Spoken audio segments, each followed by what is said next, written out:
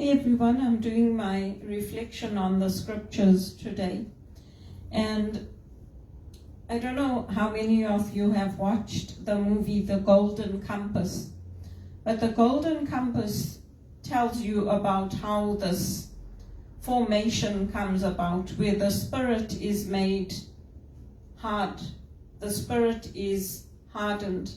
And when the spirit is hardened, you don't get that anger welling up. You don't get that expression of love welling up. So when anger is from a place of love, when anger comes up, it's usually from a place of innocence. It's a reaction to injustice. It's a reaction to wrongdoing. And in today's readings, we are asking God to have that love for us, to help us, to restore us, not to hold a grievance against us.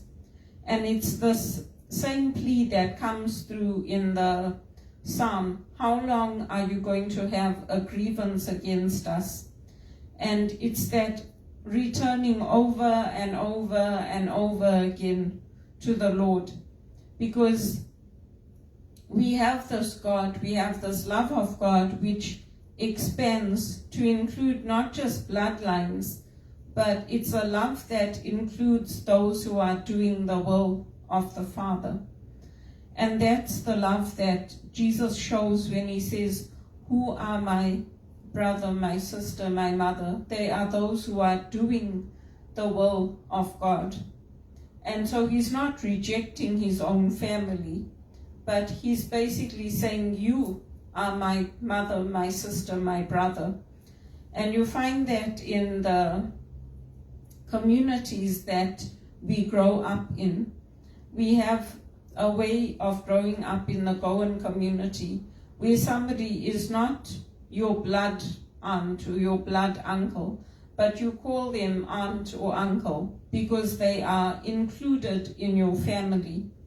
And so it's a growing inclusiveness that we are one. And that's how the One campaign used to be. It used to be about a growing inclusiveness. So when we look at the scriptures, we see how they play out in our lives and how we become God's instrument. And that theme is carried out from the Old Testament reading into the Psalm and then into the New Testament. You see that this reaction of anger, it comes even when Jesus is cleansing the temple, because what's happening in the temple is not built on love. And that movie, The Golden Compass, that image of the dust is being formed, the dust is being hardened, that's an image of formation and how we have to keep our hearts soft before the Lord. We have to keep God's love in our hearts. And out of that love comes this growing inclusiveness, this growing turning to God and saying to God, how long are you going to hold a grievance against us? And praying that God would help us to use our gifts, our talents, wherever we are in doing his will, because we are now a part of the Holy Family. We are now a part of Jesus's family, because he has now included us by his words and by his actions. He's told us that we are his brothers, his sisters, his mothers.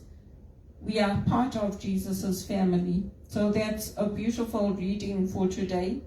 And it's also that image that we turning to God once again and asking again for God not to hold a grievance against us, but to show us his mercy. And in Canada today, we have, it's overcast here, and I think it was starting to rain when I came in from the church. But we are praying, and I am praying, that we don't get any more lightning that causes more fires, because there's already over 1,000 fires burning in Canada. So it's impossible for anything to survive with that. Maybe we don't die from the fires, but there's the wind that carries the smoke, and then all those smores that go into your lungs. And for people like me who have high blood pressure, we're more at risk than other groups when things like this happen. So we take precautions, we look after our own health, and we ask the Lord, we beg the Lord to once again have mercy on us, to send us the rains. And I know it's not just Canada that's being affected by fires, but I live here, so I'm talking about Canada. I know there's been fires in Greece, in Spain, in France. There's whole forests that have burned down. And they're saying those forests are going to take 20 to 30 years for those forests to come up again. But with God, one day is like 1,000 years, and 1,000 years is like one day. So God can do the impossible. And I just pray that we don't get any more fires, because the fires are going to lead to devastation. They're already affecting parts of the world where we grow our food, where our farmers are, where we get our lumber. So all of those things are going to push up costs. And fuel, the cost of fuel is going up, petrol, because of the war with the Middle East. So it's like a perfect storm. And if there's no love, if there's no compassion, then it's finished, basically. And even the tariffs that President Trump is bringing in, they're not going to help. People do understand what he's saying, that there should have been better preparation. There should have been, some preparation done. But it's not going to help us right now. It's going to make things even worse for Canada. Plus, there's fires burning in America as well. So, for me, I'm praying that we get the rain without the lightning to help, because people are working to put those fires out. And I'm also continuing to pray that God gives me the wisdom to make good decisions, and for my own situation to change, that I would get work coming in. So that's what I'll leave you with for today, for the reflection on God's anger, and how God's anger stems from a place of love. Just like for us, when we are innocent and we get angry, it's not a thought out anger that we are going to do this.